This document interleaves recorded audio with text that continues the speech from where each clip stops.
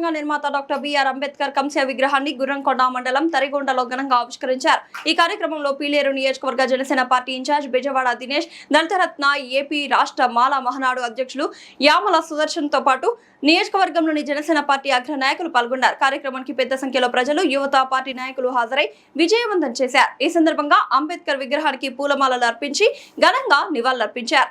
అనంతరం జరిగిన సభలో జనసేన పార్టీ పీలేరు ఇన్ఛార్జ్ బెజవాడ దినేష్ మాట్లాడుతూ అంబేద్కర్ ఆశయాలు సమాజానికి దిక్సూచిగా నిలుస్తున్నాయని పేర్కొన్నారు. సామాజిక సమానత్వం, విద్య హక్కుల సాధన కోసం ఆయన చేసిన పోరాటం ప్రతి ఒక్కరికి ప్రేరణగా ఉండాలని తెలిపారు. డాక్టర్ బిఆర్ అంబేద్కర్ కేవలం రాజ్యాంగ నిర్మాత మాత్రమే కాదు, దేశంలోని పీడిత బలహీన వర్గాలకు న్యాయం సాధించిన మహానేత. ఆయన చూపిన మార్గం వల్లే ఈ రోజు మనం సమాన హక్కులతో జీవిస్తున్నాం. అంబేద్కర్ ఆశయాలు ప్రతి ఇంటికి చేరాలి.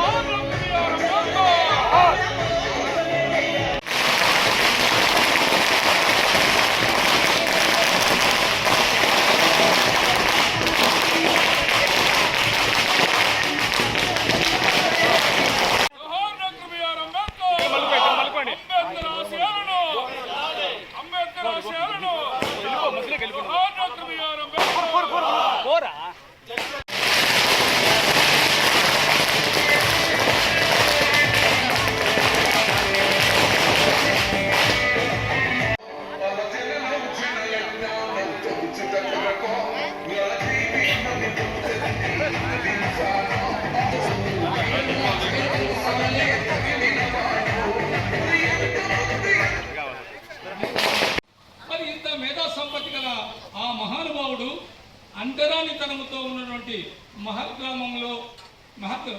గ్రామంలో పుట్టాడు.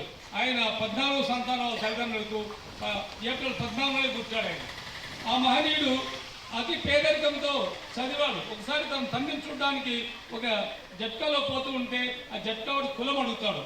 నేను మెహర్ అంటే బండి కిందతో వేస్తాడు. అబ్బాయి నువ్వు మెహరు అంటరాని వాడు, నా బండి ఎక్కకూడదని. అయితే రెట్టింపు 30 కాలంలో ఆయన పోరాటాలు చేసిన వ్యక్తి.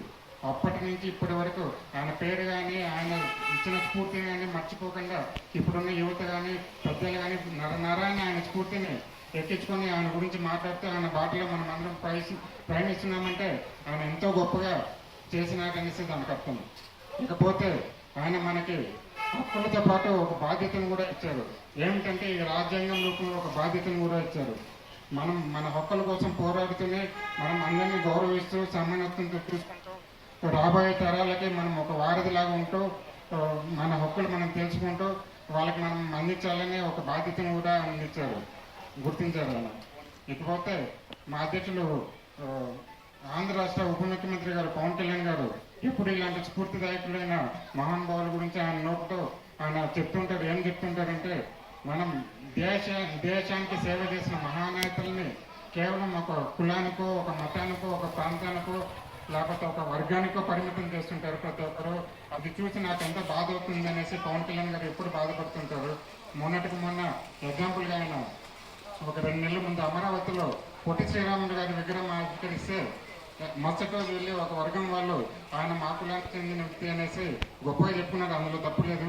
కానీ ఆయన ఒక కులానికో ఒక వర్గానికో పరిమితం చేశారని మా పవన్ కళ్యాణ్ గారు చాలా కలసి చెందారు. మరుసటి రోజే ఒక 4-5 రోజుల తర్వాత అక్కడికి వెళ్ళి ఇలా మనం చేసిన తప్పు ఆయన పొట్టి శ్రీరాములు గారు ఒక మీకోసమో నా కోసం